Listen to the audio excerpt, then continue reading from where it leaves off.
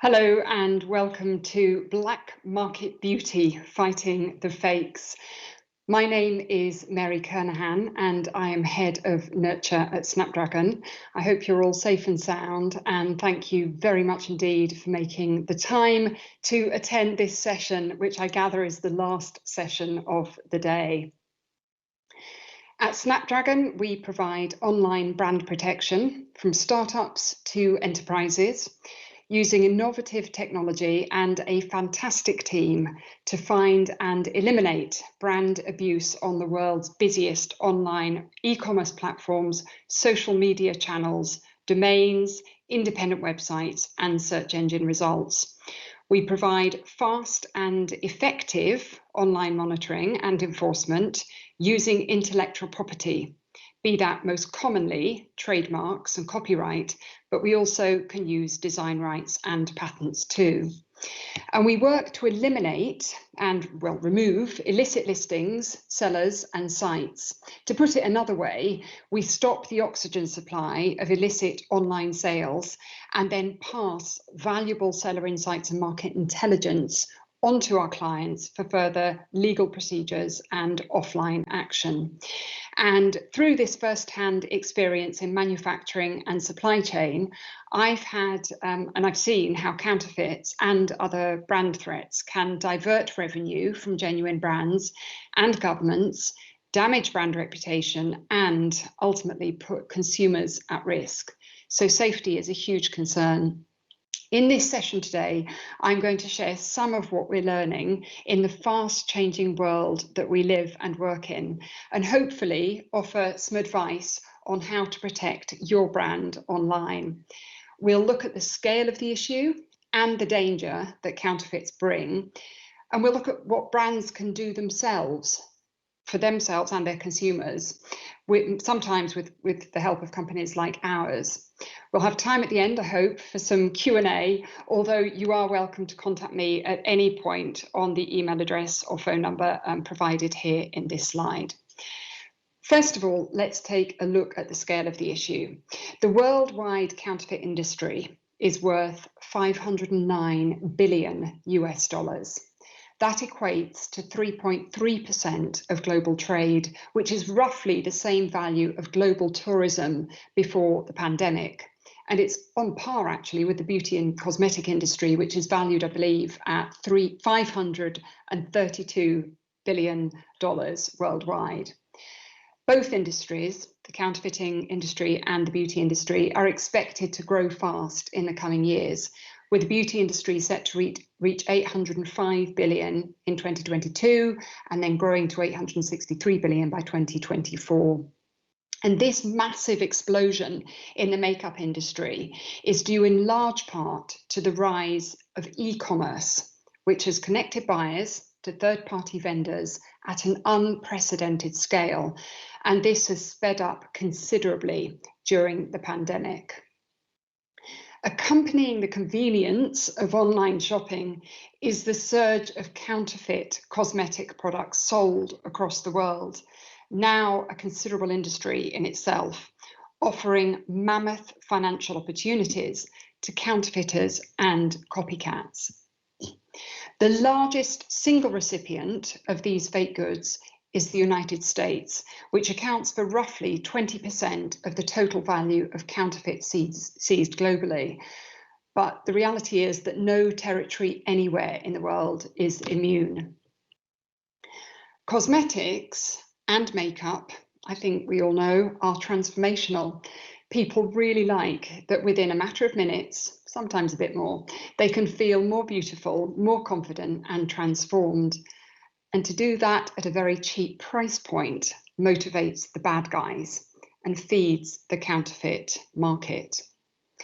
The surge of bloggers now sharing tutorials on social media platforms such as Facebook and Instagram and YouTube has transformed the means by which shoppers can find new product and interact with cosmetic brands.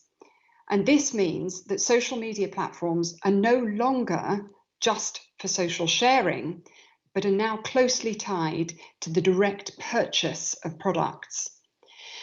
And just as social media is playing a key role in the cosmetics ecosystem, so too is it helping to fuel the industry's black market. And social media contributes to over 50% of counterfeit cosmetic sales.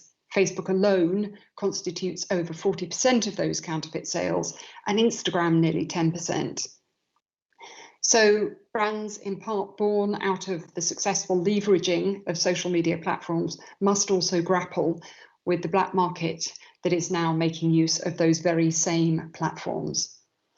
And one of the things that is driving the popularity of counterfeits is the ease of transactions.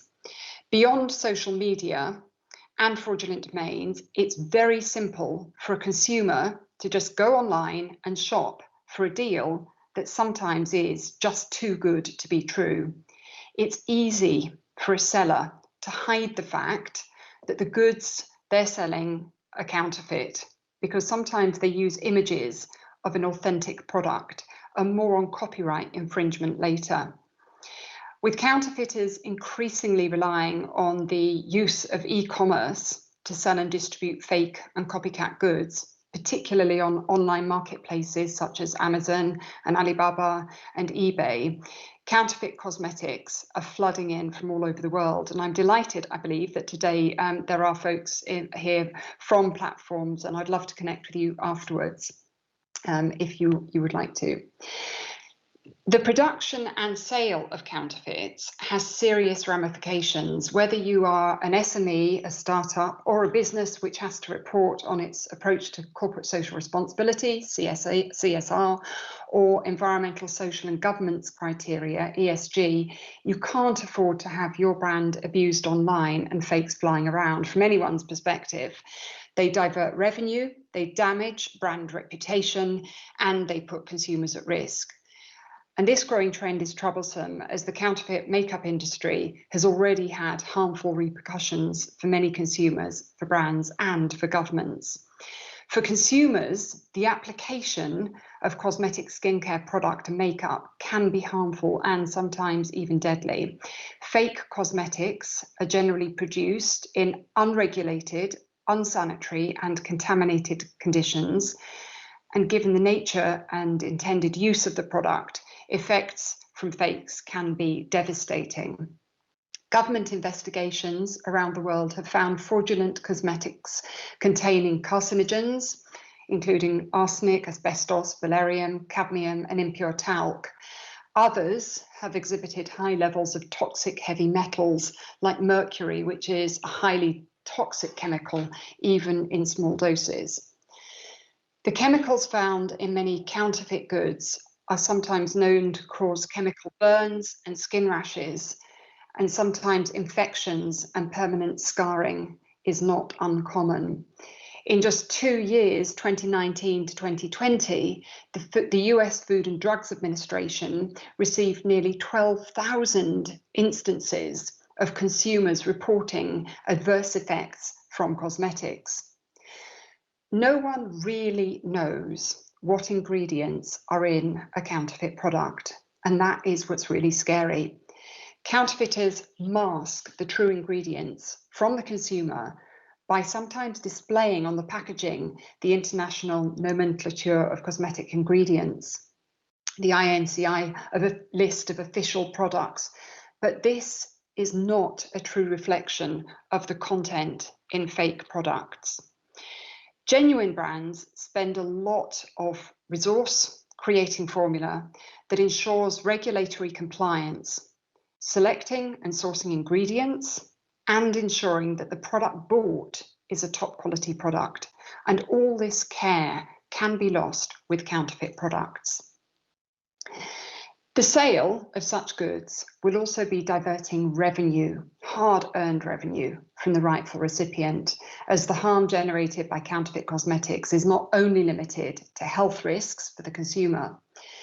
By stealing respected brand trademarks, counterfeiters and copycats deny the brand companies their entitled revenue, earned from decades of market research and development and huge resource spent on the final product.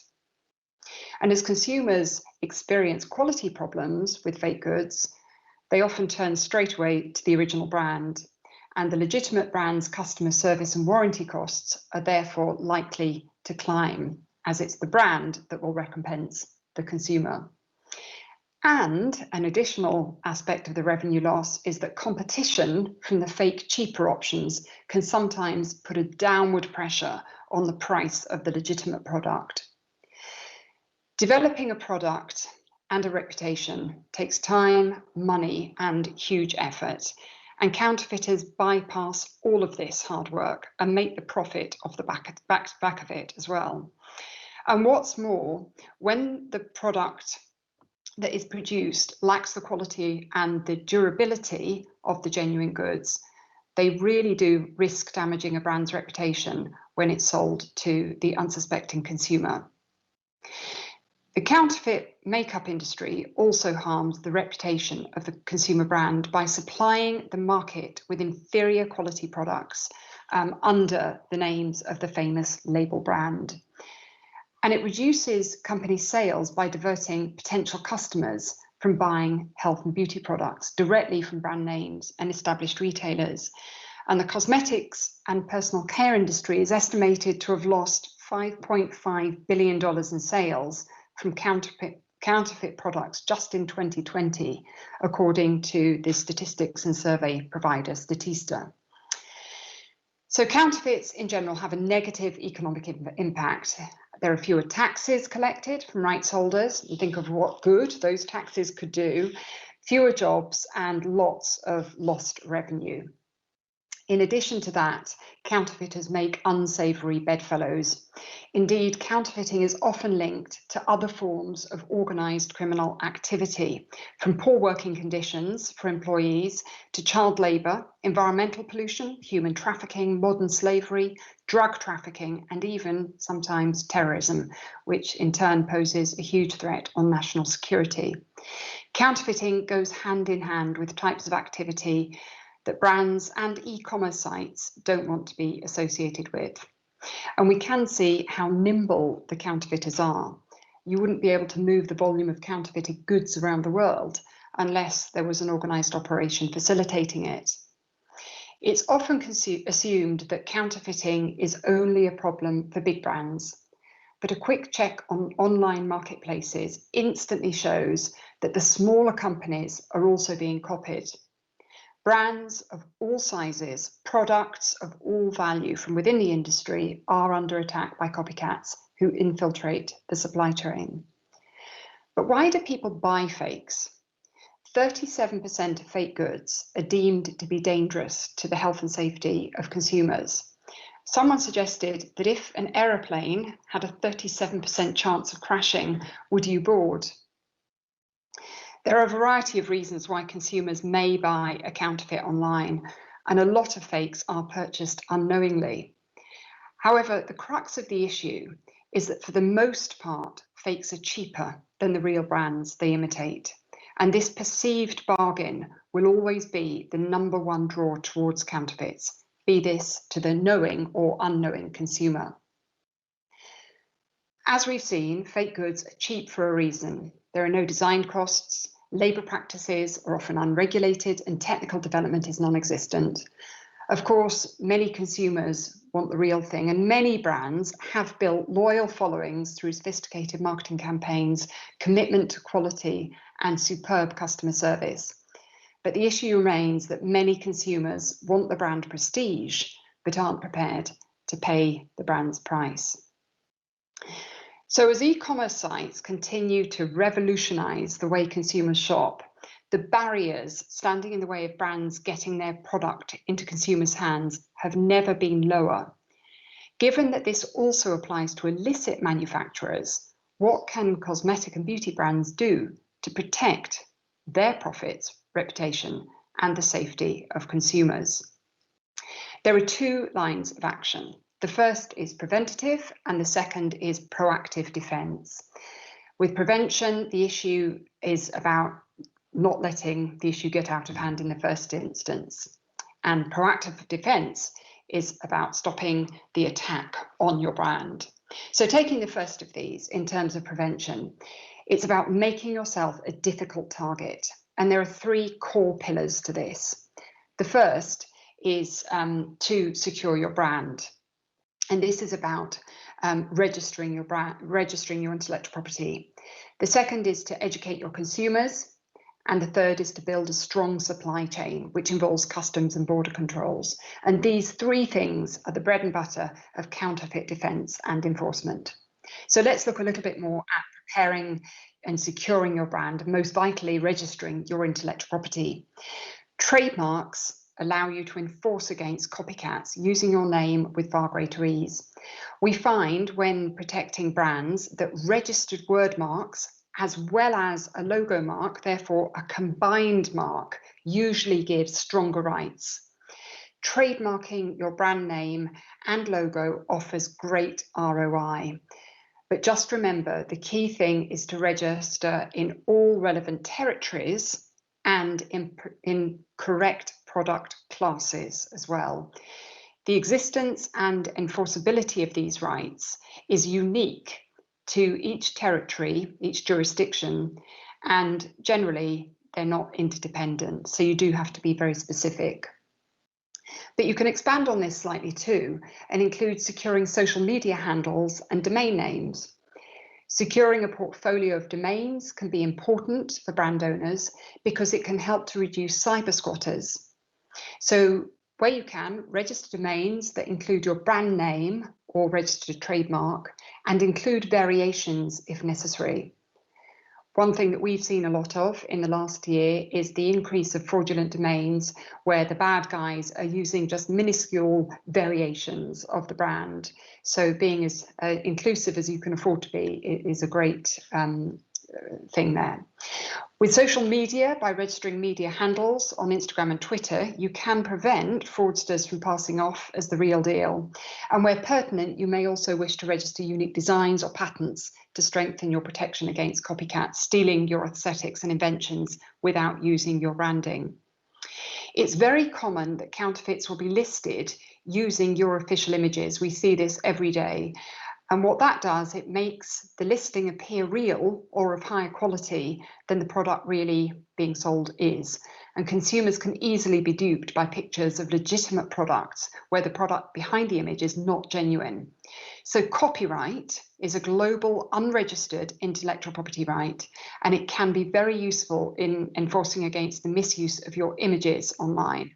And in some cases, it can be enforced against the theft of your designs to limit damage. One tip there is to change your images as often as your budget allows, and to remember to keep a complete archive of marketing materials and images, including the products no longer on the market. So the main takeaway there is keep your IP portfolio vibrant and up to date as your product range and brand grows. The second pillar in defence is, or prevention, is to educate your consumers, to build brand loyalty through information and to let your customers know that you're busy protecting them. Whilst revealing that you have fakes may seem like a risk, it will strengthen your brand long term. So tell your customers where they can buy real products and vitally where to avoid buying them from. This is a strategy that many brands already adopt. They've got dedicated pages on their website highlighting how to avoid buying a counterfeit. If consumers don't buy a fake product, they don't create a market for it. And if there's no market for it, it's hopefully not going to be produced in the first place. Many consumers don't stop to think that when they buy cheap copies and counterfeits, they're supporting a business that inherently engages in illegal activity, that what they're producing is illegal and the business they're running is illegal. It's not just that consumers are getting a discount, but actually in buying a fake product, they're actually contributing to a terrible cycle of crime. So show your customers why a €5, pound, dollar fake product is not better value than your €50, dollar, pound one, because the consumer may not otherwise find out until they've made their purchase. At the end of the day, the online consumer clicks a button and expects your product. In response to stagnating revenue, some brands have taken e-commerce in-house and have built exclusivity through limited runs, collaborations, and a very selective retail network. And for some, this can be a very positive way of fighting fakes too. It gives them firmer control of online selling, and it makes it far easier to understand and monitor the distribution network. The third prong is to secure your supply chain. Strong relationships with trusted suppliers, robust contracts, and adherence to non-disclosure agreements, or NNN, as they're known in China, are all important. And a good relationship with your distributor is crucial too. Many of our clients are tipped off by their distributors. Of course, it is also in their interest to remove these goods from sale. And once the product is on the move, whether it be by land, air, or sea, register your IP with customs agencies in different territories you distribute your product to. Customs and border control around the world can be a vital partner in stopping illicit imports. It's free to register, and it's only as good as the information you put in. It becomes your eyes and ears at the borders. And despite only 2% of shipments being inspected, it does work. Once registered, you can upload information about your brands and your products, where they're manufactured, who manufactures them, how they're packed, how they're shopped, and the size of the boxes. And if you know anything about the fakes, all of those details too. Border authorities use this information, which can increase the likelihood of fakes moving between territories being stopped and seized. Following the UK's exit from the EU, Border Force has now put in place the replacement to the EU IPO IP enforcement portal, which was the application for action, the AFA system. And the new system is called the PIPR, the Protect of Intellectual Property Rights. We heard recently that the volume of submissions was significantly lower than expected, with concern that some brand owners may have been under the impression that their EU rights would have been automatically transferred over, but unfortunately this is not the case, and brands need to submit applications for UK protection if the previous AFA was registered outside the UK. So that's for UK folk there, and sorry if that's a moment for others to tune out. Another tip is to include secret features that distinguish your products from knockoffs. You can put secret tells in your product, such as microscopic dots and stamp codes on the packaging. Some products also use RFID systems, radio frequency identification, and others use hologram stickers, and packaging experts come to the fore here. In terms of, so that's the prevention. In terms of proactive defense against online attack and where Snapdragon can come in, find out where and whether you have a problem. Employing an online brand protection strategy doesn't need to be expensive, and once implemented, it can offer you reassurance and save you vital resources. Brands whose products are the subject of counterfeiting can work proactively to scrape e-commerce and social media sites, domains, independent websites, and paid search, either through their own means or via companies such as Snapdragon, who use powerful software and can quickly and effectively monitor and detect fake goods. Using multilingual search terms and image recognition, Snapdragon's software combs online media for illicit listings and counterfeit products. Fakes can show up pretty quickly, and once visible, infringements can be prioritized and attacked. It's often a case of the iceberg. Many brands know they've got a problem in certain areas, they see the tip of the iceberg, but beyond that, there's a lot that's not known, and that's where the technology that helps with the monitoring can really come in. Online channels strictly forbid the sale of counterfeit goods, and this is where test purchases can be made. Fakes can be reported and removed through the official channels of the platforms they're listed on. Snapdragon does this on behalf of our clients every day, and we can have listings removed in as little as 4 minutes on some e-commerce sites, with a 96 to 98 compliance rate, where there's a strong IP portfolio to act as a sort of weaponry of defense. You can also report offenders to payment service providers such as Visa and PayPal, and they will disable the payment options to those known to sell counterfeit products. Search engines offer similar facilities. Major search engines have procedures for requesting the removal of ads linked to counterfeit sites, as do internet service providers and hosting providers. Another useful tactic is sending takedown notices directly to the internet service providers. Snapdragon reports illicit listings through due processes set by platforms, and we have and work hard to develop strong relationships with the platforms that we work with to ensure speedy enforcement. This tackles the illicit listings, sites and content, and ensures that the illicit product, pictures and videos, etc., are all removed. And it's important for the platforms too that this material is not showing up on their sites either. And in our experience, the platforms are wanting to be very helpful and are great to work with. But a word of caution, be very careful about what you accuse people of doing. Take advice from an IP attorney or an IP lawyer with regards to writing a cease and desist letter, and be very aware of the dangers of groundless threats. If you wrongly accuse someone where there is no infringement or the right that you think you hold is invalid in some way, the aggrieved person can take action against you. But don't let that fear stop you, because there's certainly a lot you can do. With many brands, the best strategy is to be focused and to think about where you're most likely to be effective and where you can make the best difference, focusing on key territories and products. The efficacy of legal protection is contingent on being able to identify infringers in the first place, identifying the individual behind the counterfeit listing.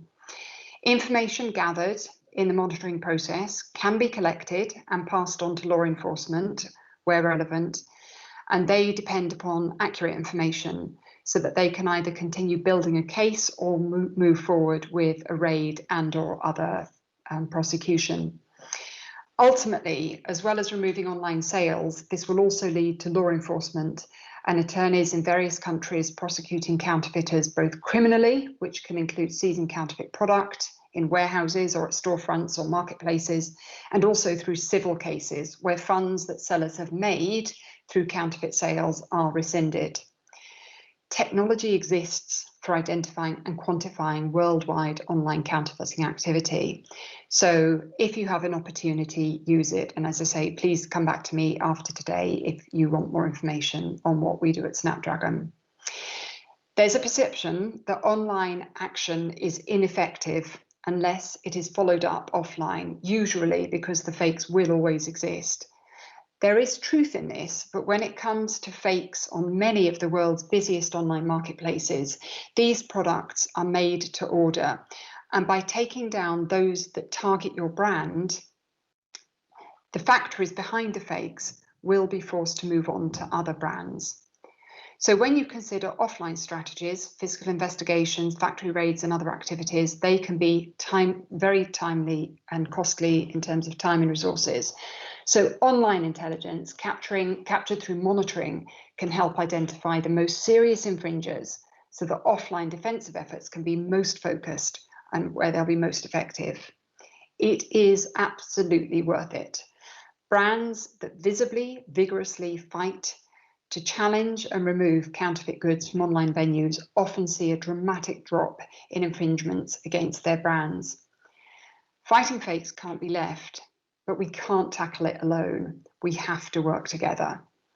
I hope this has been helpful, and if you've got any questions or want any follow-up information, please don't hesitate to contact me, but I'll be happy to answer some questions now.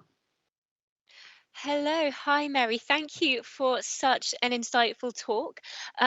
We've actually had somebody write, really scary, be right back, going to check through all my products. So you've scared people into going Oh to no, check. I didn't want to do that. No, it's good. And it's great to know there's such an arsenal of options out there for people to really fight this hydra that is the black market. So I was wondering, How can brands who've fallen victim to fakes and have received poor online reviews as a result from consumers who've maybe been displeased with the product or even worse, injured, how can they deal with this knock to brand reputation? Oh gosh, well, there are lots of, I suppose it depends the types of platforms that there are there. I think in many cases, brands that instantly jump back when there is a bad review, it depends where it is. If it's on social media, a quick response, alerting consumers to what the true situation might be, can be a very quick way to repair that damage. But I mean, that is something that no brand wants. They don't want that negative review, particularly as these messages can get passed around so quickly and ubiquitously when they've been made. So I think the quick thing, the best thing is a quick response. A lot will also depend on the content of the comment that has been made as well. In some cases, if there is defamation, that can be another ball game altogether, and action can be taken. But if it's just somebody slagging off a product because what they bought is a poor quality product, but it's not the real thing, the brand does have an opportunity, I think, to go back and just correct the situation there. I hope that helps. Fantastic. And so this is something I found quite interesting. Was the link between the black market counterfeit goods and things like the drugs trade, human trafficking, etc., and all these terrible underground things. And when it comes to consumer education and this transparency that brands talk to their consumers about counterfeiting, you know. Could they possibly just be more transparent about how very dangerous this is, not just to the person and to the brand, but in a wider context as well? Yes, I think so. I think more and more is being done to spread the word about the danger of counterfeiting. There is certainly an opportunity to educate the consumer, whether they be the young buyers, and I've got a son who's very prone to potentially buying things that he shouldn't be buying. But yes, I think educating is a crucial thing, and people just are not aware, I think, of when they buy. They've got one thought, which is, I've got a great deal here. This lipstick is normally this skincare product is normally that. But I've got it for half price or even less than that, or whatever the price was, and they really think they've got a good deal. But as soon as they open it, there's something wrong with it. The packaging, the texture on their skin, the smell of the product, whatever, there's something wrong. So I think there is something definitely for brands to do in terms of educating people. Snapdragon is a member of the International Trademark Association, and I'm lucky enough to sit on a committee called the Unreal Campaign. And our goal on the Unreal Committee is to go into schools around the world, go into universities around the world, and to talk to young people about the danger of buying counterfeits. Because just thinking a little bit beyond the cosmetics and beauty industry, if you get a fake product that's part of a car or some outdoor equipment or any other bit of machinery, it can be fatal. So it's not worth buying fake. So yeah, education to pick up on that one. But brands will do that in different ways, and I think a lot of brands have been very wary of not acknowledging, but yes, sort of publicising that they've got an issue, I think. And we've got a question here, just in from an audience member asking, how far do you think social media sites have a responsibility to help brands to protect against counterfeits? Yes, I think they do, as do marketplaces as well. And again, I think increasingly from the conversations that we have with social media sites and with platforms, it's taken very seriously. We have very productive and positive conversations with our contacts across the board. They are wanting to take action and do something about it. They don't want their site associated with selling illegal products. So I think that potentially there is, on a personal level, I think there's more that's particularly the social media folks can do, but I think they are beginning to move towards that. I can say diplomatically, I think. That's good news, the right direction. Unfortunately, we're just out of time, but thank you so much for your presentation, Mary, and for answering everyone's questions just now. Pleasure to have you here. Thank you very much indeed.